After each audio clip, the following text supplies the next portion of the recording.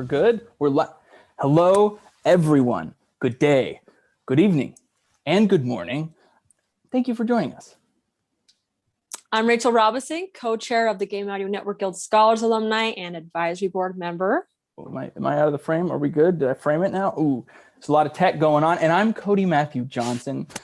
I don't have as many fancy titles. I'm just your operations manager. Well, the two of us, we are your co-hosts for the Game Audio Network Guild Awards pre-show, and we'd like to welcome everyone watching from wherever you are in the world. Each year, the G.A.N.G Awards honors the top talent in our industry, and we look forward to celebrating the best work of the last year with you. And we're so thrilled to have the opportunity to just recognize this year's top talent, celebrate, and just share this event with fans and enthusiasts from around the world as well. Yes, so the award show will begin in approximately 20 minutes. But before it does, 30, make that 30 minutes. We'd like to share a bit about the organization for those of you who may be joining us for the very first time. Right, so the Game Audio Network Guild is a nonprofit organization founded in 2002 by game industry veterans. It's the leading organization for those involved in game audio, including music, sound design, dialogue, and mix in video games and virtual reality experiences. Our mission is to support members with a focus on our main 4 pillars: networking, education, advocacy, recognition, through a variety of activities, including microtalks, diversity sessions, networking events, and the annual G.A.N.G Awards. Most importantly, the Game Audio Network Guild is a community where people can learn, share, and grow. Well done, Rachel. Great monologue. The Game Audio Network Guild sponsors many game audio related events during the year, including the Game Music Remix Awards, which were held just last week. The 5th annual Game Music Remix Awards are held to recognize the best arrangements, covers, and remixes of video game music released last year. We wanted to do a thank you to our product sponsors, Music Marketing and D16 Group, for providing plugin packages for all of the Game Music Remix Award recipients. Remix Awards. Best Acoustic or Chamber Cover or Remix. Sacrifice Part 3 from Trials of Mana by Isra Felcello, Purple Shala, Jung Min Shin, Jimin Lim, and Tony Parse. Best Electric Cover or Remix. Super Mario 64, Koopa's Road, Vector U Remix by Vector U.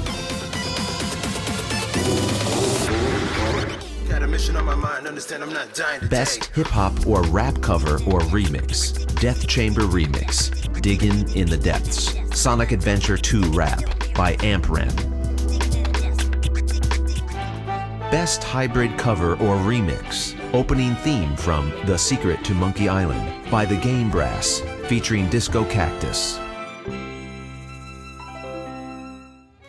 Best Jazz or Funk Cover or Remix. Inside the Castle Walls by Daniel Romberger.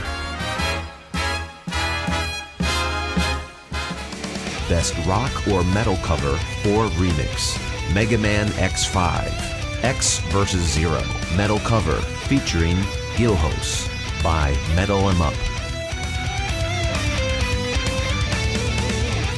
Best Symphonic or Orchestral Cover or Remix. Walking With You from Xenoblade Chronicles 2 by Jordan Moore.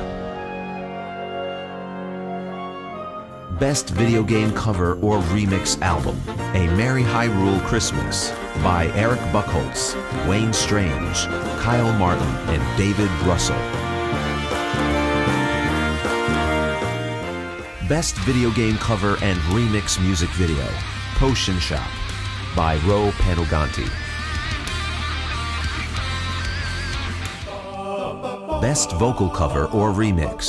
Acapella Summary. Pokemon Red and Blue by Acapella VGM.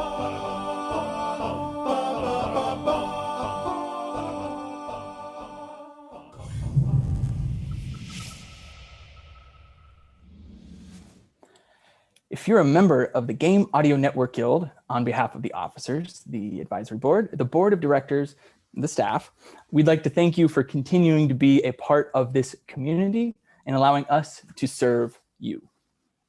If you're interested in joining or learning more about our organization, you can head to audiogang.org/membership, or you can send an email to membership@audiogang.org. Speaking of which, here are a few words about the Game Audio Network Guild from members of our industry.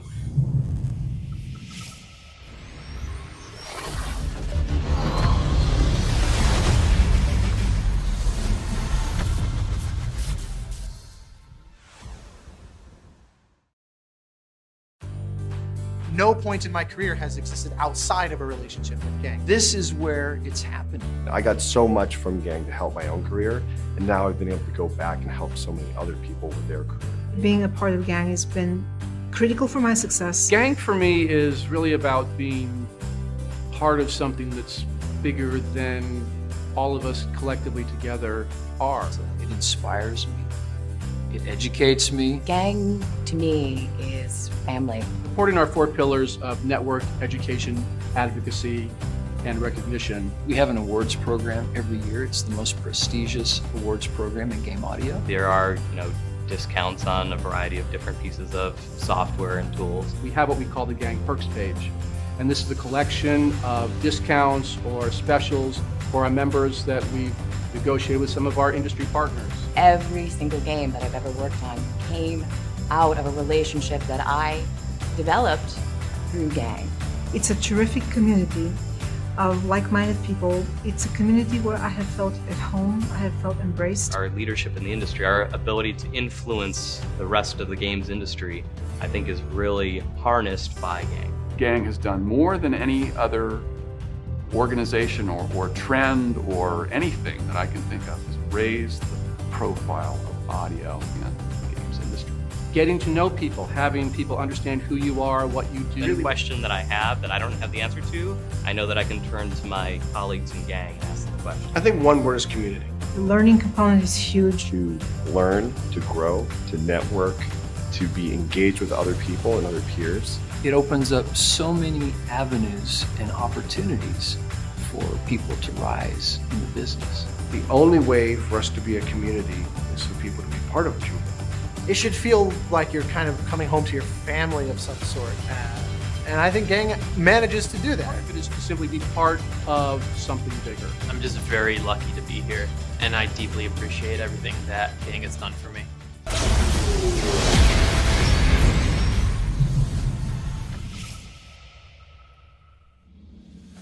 And now we'd like to welcome a special guest, President of the Game Audio Network Guild, Brian Schmidt, to chat with us and you about some of the new changes to the G.A.N.G Awards.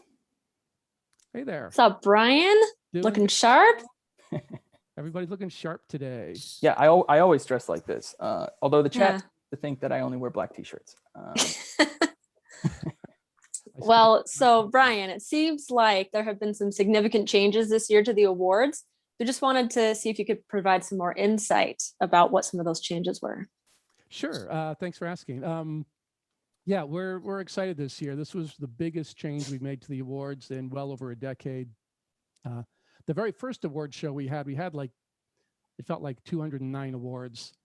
So we cut those down pretty shortly after that, but then they've remained fairly constant. And we wanted to give some more recognition to some of the other disciplines we have in game audio, specifically sound design and dialogue. So we've got some awards for specifically UI, reward, objective, sort of the non-diegetic sounds that we do that are a lot more prevalent, a lot more important in games than they are in traditional media.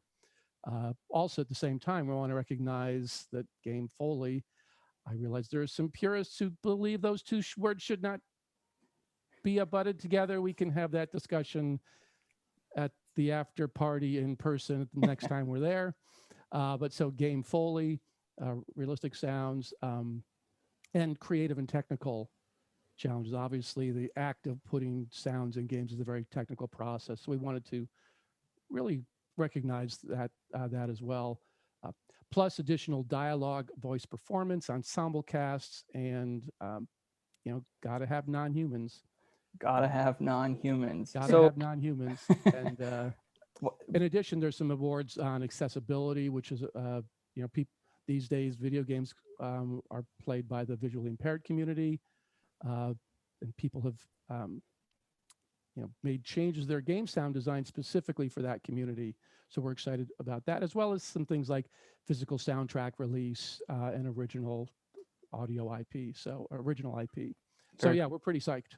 Very cool. Yeah, I mean, it's been a fun journey along the way and bringing new people. So follow-up question on that one, Brian. Why is it important for the awards and the organization to adapt, like we're saying, with all these new categories and all these new subcategories in between in awards? How rapidly does the world of game audio change? It obviously changes overnight, right? I think it was Jesse Harlan a few years ago had the Facebook post that said something like, 1 year games are all going to be MMOs, and the next year games were, no, the MMOs are out. It's going to be all mobile games, and no, mobile's out, VR is in. And so things just changed so rapidly. When the Gang Awards started, really the only way you could really do game audio, this is, predates the indie scene. So if you weren't working on an Xbox or a PlayStation or Nintendo title, and maybe some larger CD-ROM publishers, there really wasn't much work. And now, obviously, there's so many great indie developers out there. We've expanded the indie recognition as well, so that's a big change. And again, as we've grown as an industry, we've become more specialized, where you have technical sound design and music design and composer and sound designer and Foley artist. And so it just made sense to sort of say, yep, let's add a bunch of new awards this year. I love that. I love those changes that have been made and just that adapting that's been happening with the awards. So really the last question that we kind of had for you was, for those that don't know, what does the nomination process look like for these, nominating committees with the new categories that we have now? Like, how was deciding those committees expanded? Yeah, that's a great question. Obviously, anybody can nominate something for the Gang Award. We make sure it's in the appropriate category, and obviously the year and release date and so on is appropriate. Given the new categories that we have, we actually form new committees as well. So we have committees of specialists that look at the music or look at sound design or look at dialogue, and they discuss or argue, depending upon who you ask, amongst themselves, go through the nominees, all the submissions, and it's a lot of work. It's a lot of listening. It's a lot of gameplay. In the case of Best Mix, they literally sit down and listen to all the games together and discuss and argue about them. And then from there, the final nominees are chosen.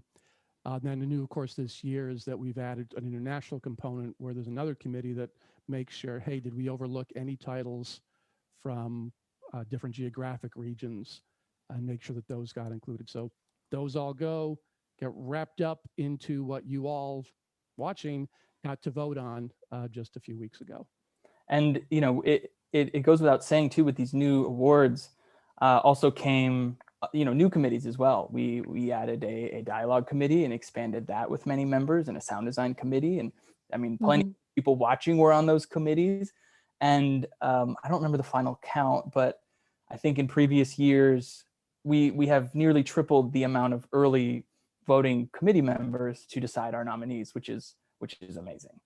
Yes, and I definitely have to thank all of the committee members who spent, again, you add it all up, it's literally hundreds of hours playing games, watching video submissions, meeting amongst themselves. So thank you to everybody for your work on that. Amazing. Thank you so much. Brian, thank you. Why don't you set us up for our next video here? Yeah, again, it's funny you should ask about the committees, Rachel. In fact, I think we have a video we want to show now. Isn't that right? I think that is correct. And with this video, we have a string of fun videos we're going to be sharing. And so this is our sign off for the live sign off. This is live. We're doing this for real. This is really actually live, not video live. Yeah. Super live. Just super live. And so we're going to sign off for now, but of course we'll be back in the award show and then also in the post show. So everyone enjoy the awards, take care, and we'll see you soon. We'll see ya. See you soon.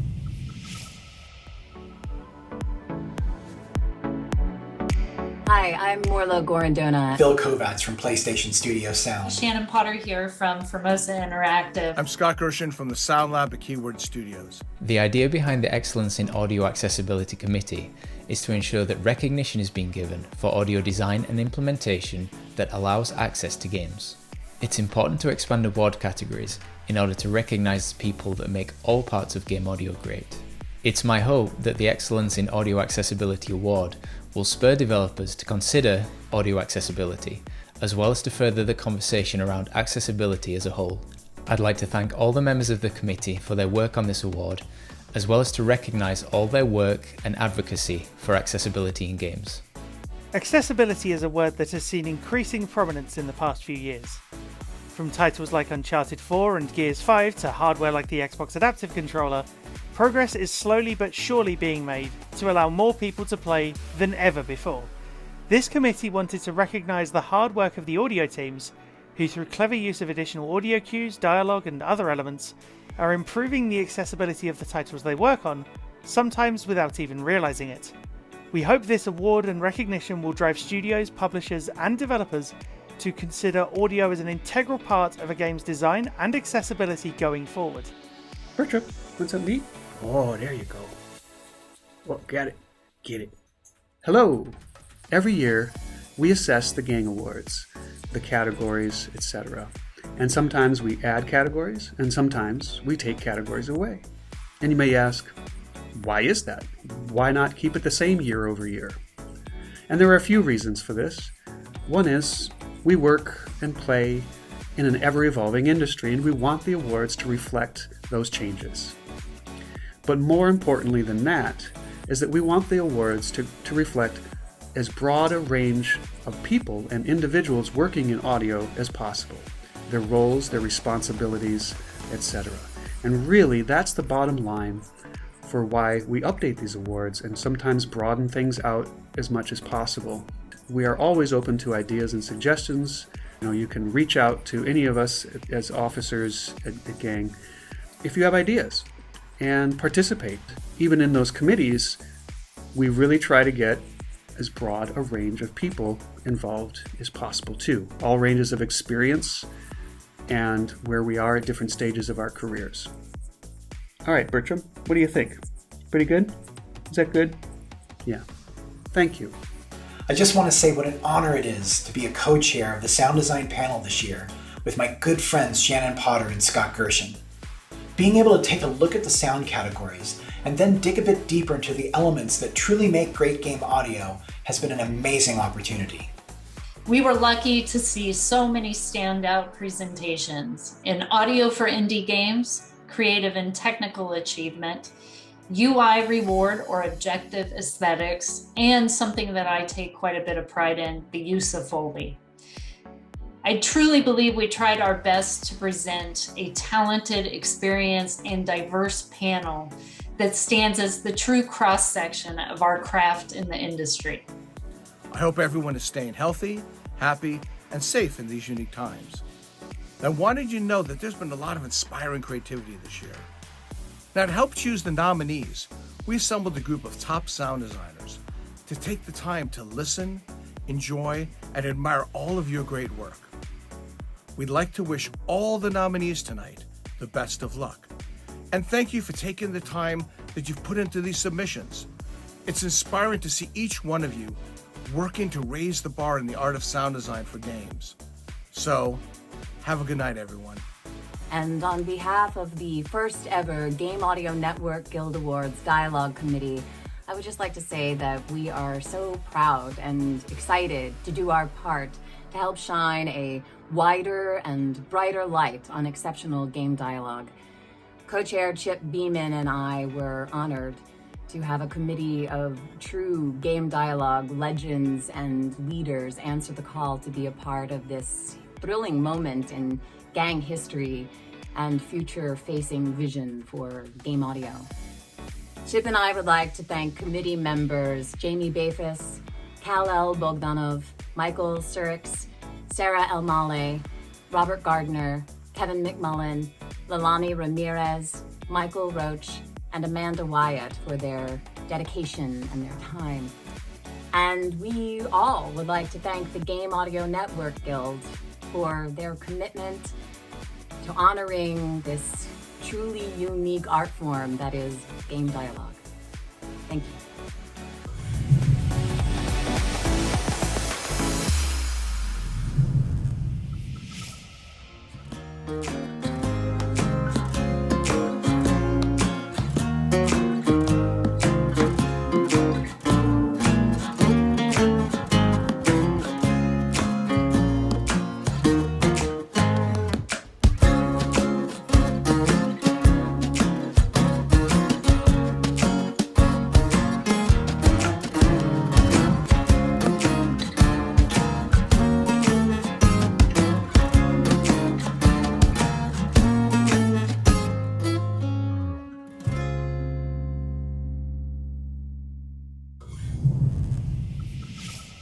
I'm Sabina Charamella, Executive Director of the Game Audio Network Guild. It's such a pleasure to be here with all of you tonight. Producing score recording sessions during the pandemic has been a little bit of a challenge, but we found some great solutions. In fact, I'd like to share one with you. This is the behind-the-scenes video of Game for Peace Meteor Crisis featuring Brian Tyler, Austin Winnery, and the Synchron Stage Vienna Orchestra. Thank you so much for joining us, and I hope you enjoy the show.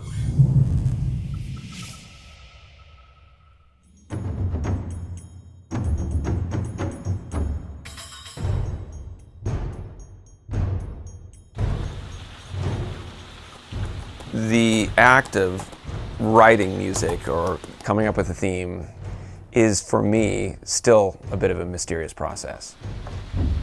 It involves some kind of inspiration, be it looking at a visual or taking in a story, and the melody will kind of appear in my head. I'll hear it. It's actually a lot like a dream.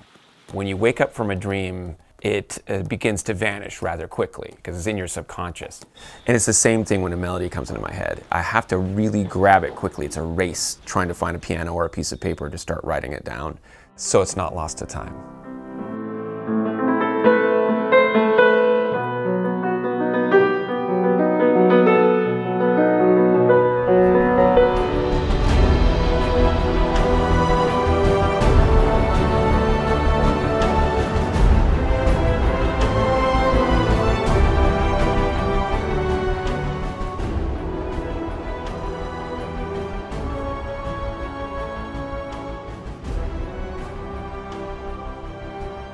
One of the beautiful things about music is that it can be a very powerful international sort of universal language.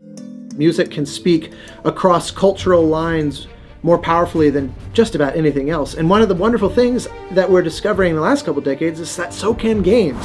And so the power of the combination of the two, of music in games, really lets you reach anyone in the world. 其实我们光子工作室已经10多年了。我们其实从一开始创建的时候，一直就是我觉得我们这一群人，他是有一个共同的一个理想，就是我们想做我们自己热爱的这个游戏。因为我们这个游戏的这个研发不单单是一个科技产品，它其实也是一个艺术品。这是跟好莱坞最顶尖的音乐人一起来合作，帮我们去设计制作游戏的这个音乐。一个好的产品，它一定是有一个非常好的艺术气质，非常好的去配合这个游戏玩法的音乐音效。 The instrumentation for Game for Peace is something that just came naturally.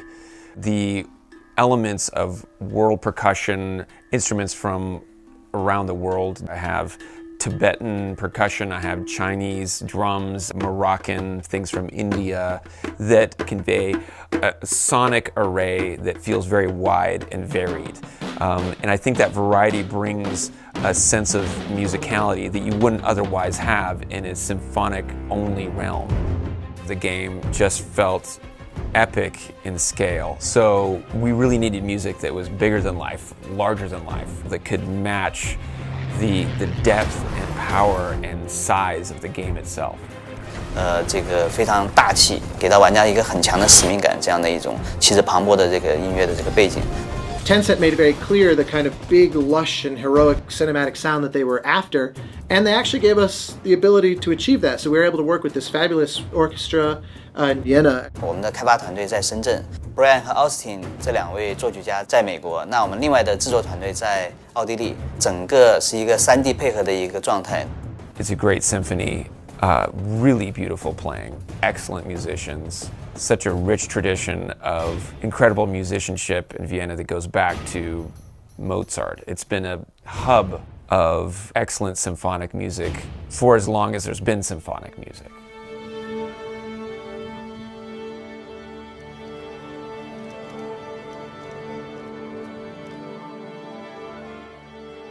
Recording the score for this game was a very unique situation because of the pandemic. We couldn't be where the orchestra was, and so we had to film me conducting from Los Angeles and then show that on the big screen in Vienna with the players in a room. It was a very unique situation. I don't think it's ever been done. But it was this really cool way to make the world a lot smaller in an extraordinary situation. Not only were they able to record safely, but they played amazingly. We actually had a little victory in the midst of a global pandemic, which was emotionally needed. Working with Brian and Austin is such a joy and pleasure. What we are doing here is bringing the music to life, from the paper, from the idea, and this is the first time you can hear the music played live with an orchestra. This is a very special moment. We knew that they would be great, but it's always a surprise to hear just how incredible world-class musicians make the music sound. They really brought the music to life. The game itself, it's got camaraderie, you're part of a team. So I think that lends itself to a communal effort in the instruments themselves. Kind of feels like a group effort. I mean, it literally is. You have trumpets and violins and violas and cellos and basses and French horns and trombones and on and on. Everyone's playing together in this one mission of making a sound that has unity amongst many. And this gets us through. It's like the tragedy and the before the triumph. And then back to the melody. And I feel that kind of tension payoff is like emotion and then into something that has very much a triumph. It makes the high points seem higher, I think, when you dynamically contrast it with something kind of emotional.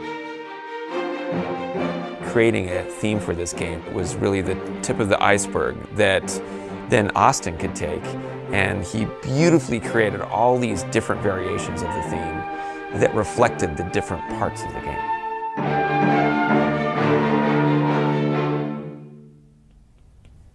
Guys, that take was solid, but let's grab a safety just in case and take it away when you're ready.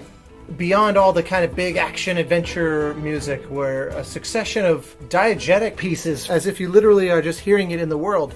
Tencent said just write something that feels like the environment and the time of year. Like for this piece they said, think of autumn, you know, the fall, and just let your imagination wander with that.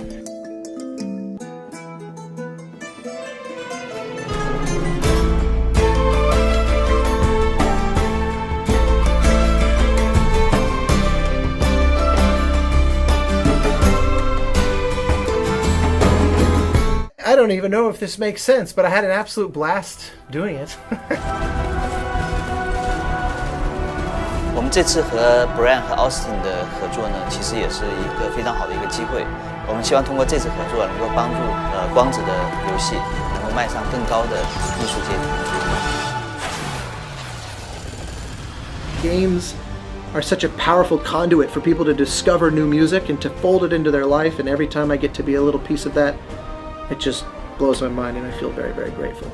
My hope is that when a player finishes playing the game, that the music and the theme seeps into their soul. So even when they're away from the game, they can hear that melody in their head and still experience the joy they had while playing the game.